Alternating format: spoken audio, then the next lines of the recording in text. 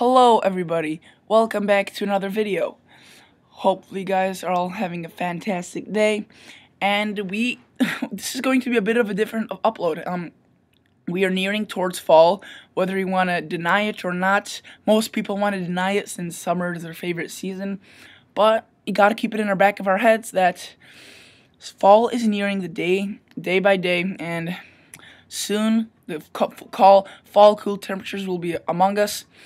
And we might have a first chance of getting those temperatures this upcoming week, the next week. So this is something I want to tap into, talk about. So let's get right into it.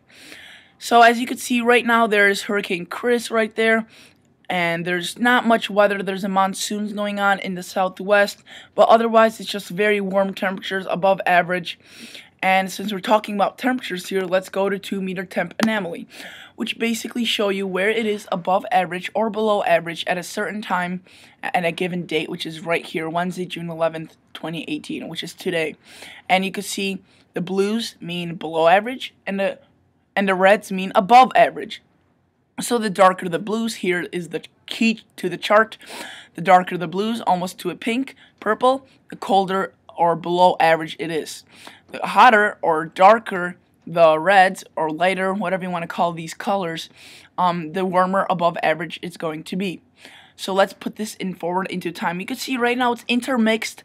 Some areas in like the southwest will be cooler, but across the east generally warmer. However, this may get flipped around.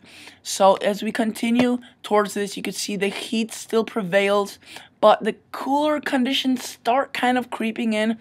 You could see that there's a little bit more blues, and they're more dark in color, so they're going to be more stronger in nature. You can see there's this cold shower right here coming in from Canada. That will eventually make its way down into the eastern part of the United States. So by July 17th, Tuesday, much of the eastern United States should be experiencing much cooler temperatures. Again, not cold temperatures. This is another thing I want to say. Just because they're cooler or below average temperatures, you got to remember this is mid-July. Very warm temperatures on average. So even if it is 4 or 6 degrees below average, and say your average is around 85, you'll still be experiencing temperatures in the upper 70s and lower 80s. It's just that it'll be cooler, and no major heat waves are on the in the forecast for at least the eastern part of the United States. So you can see this air just becomes persistent, and another shock comes in from the Canada, and a lot of the west will be baking in hot temperatures. You can see mostly reds, but here's the first shot that came through. Here's the second shot. You can see some of those are pretty dark purple colors, so that may put a cap to some of the severe weather that we'll be having. However, that may not put a cap to some of the rain events we'll be getting. So I'll tell you what I mean by that in a minute, or I'll show you. But first, let's go to 2-meter temperature shaded, which basically shows you the actual temperatures. If you've been waiting here and watching this video, you may be wondering, well, can you show us the actual darn temperatures? Don't worry, I will. So you can see right now, very warm across the country. 80s, you could find 70s really far up north or in the mountains, but mostly 80s or 90s or 100s. So you can see that this basically is the pattern for the next couple of days, but then you can see that there's a cold front right here. It's very defined. There's 60s and 70s behind it. Much cooler air, much cooler, much more pleasant, more crisp, great for biking, great for running. So again, this will feel more like fall rather than mid-June or July. And you can see that, and then that spreads into the Midwest, and you can see this is the daytime high. 71, 72, Chicago, Indiana, northern Indiana, South Bend, Indiana, 72, Detroit, Michigan, 68, Green Bay, Wisconsin, 68.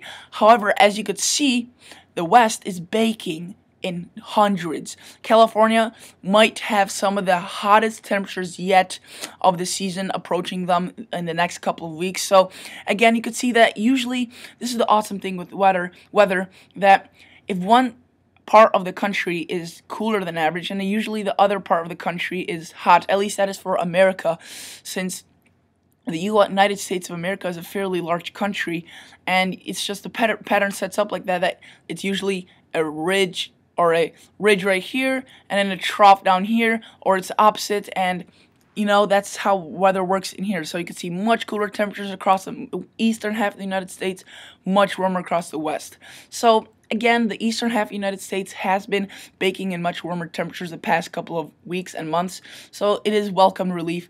But 70s, 60s, that definitely is fall weather. And look at the nights, 50s, even some lower 50s, up to some 40s, barely. You could see 53, 52 in northern Michigan. That is fairly cool in terms of temperature. So definitely a much welcomed relief for some people. I know that some people would really enjoy this. But another cool thing I want to show you with this, guys, another little weather phenomenon, is let's zoom in, and you can see that right along the major cities, say Chicago or Detroit, there's just these little pockets of warmer air. And you may be wondering, oh well, because that is because of more people and more buildings. You are exactly right. That is called the urban dome. I think it's the urban heating effect, something along those lines. And basically what it does is, once there are so many buildings, so many people, so many black surfaces that reflect the sun, the city just gets engulfed in this little bubble. Not actually a bubble, but the warm air basically just can't escape it, because it just gets so warm throughout the day that during the night it releases it much more slower than the surrounding areas, and that's why it's much warmer during the nights and during the day. Sometimes you could see during the days outside of the Chicago area it will be 73, 72, but inside it could be up into the 80s. So that is a very cool thing. And later on, you can see it starts coming back together. 90s, 80s start showing up. But then another little front passes through, and you can see 60s widespread throughout the day. And it really cools off. You could see during this night, lower 50s for much of the north woods, while the Midwest is in the 50s and 60s. So let's go back out to the Con-US, because I want to include everyone in this forecast so everyone could see their map. And you could see that the cooler temperatures, I mean, look at this. This is really cool morning temperatures, 60, 62. The 60s stretch down all the way to the Gulf Coast almost. So that is very cool. It's going to put a cap to the storms, not necessarily the hurricane season, but definitely some fall, much welcomed temperatures to the United States.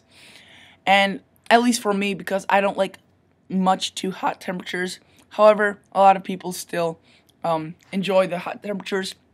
But don't worry, guys, just because it's cool now doesn't mean that August, September, or October need to be below average. Again, according to the National Weather Service, or NOAA, all those stations are showing a much above average September and October and late part of August. So that could, for a lot of the country, so that could be, again, it could just be flipped around. It doesn't necessarily mean because July is cold and, oh, let's see what August will bring. It could bring warmer temperatures than they were in July. So let's go to CFS monthly, and you can see right now this is for August, not July. So August, you can see there's basically equal chances, warmer across the south like I pointed out. But again, this CFS doesn't really do it too well of a job. It's basically biased because of El Nino developing, and once it realizes there's an El Nino, it basically goes off of that. And you can see October, but November and December, according to this, can be warmer than average. But again, this is so far-fetched, as I just said, and this may not even be accurate for August. So let's go back for climate and go to weekly, which is slightly more accurate. You can see warm temperatures across much of the country. The warm stays in the west. It cools off slowly here. And you can see that trough right here digging in. And basically, this is from August 1st to August 8th. Equal chances or cooler than average for the Midwest and eastern part of the United States. And then it really cools off, but that is so far. And then the pattern switches, but that is so far-fetched. Again, we don't really want to look into that yet. And let's see what NOAA is saying. So you can see this is the 8 to 14-day outlook, valid July 19th to 25th, updated 11th of July, which is today, I'm fairly sure. And you can see right here, there's below average temperatures for not much, but equal chances for a lot of the country, and there's below average temperatures for a little segment right here in the Midwest. But compared to what we've been having, this is much cooler. And I don't know, I'm not too confident about the precip probability, because there has been a lot of signs that they could be above average, but they're showing below average. But for temperatures, I do agree with them. I think it'll be warmer across the west, And the coldest part, or the coolest part, not necessarily cold again, 70s will still be common. The coolest part will be the center of the country, and then the east may be a little bit warmer, but I don't think it's warm as they're showing it here. So that is basically it for today's video. Thank you guys so much for watching. Please consider subscribing to my channel. Please consider liking the video. And as always, guys, see ya on the next episode.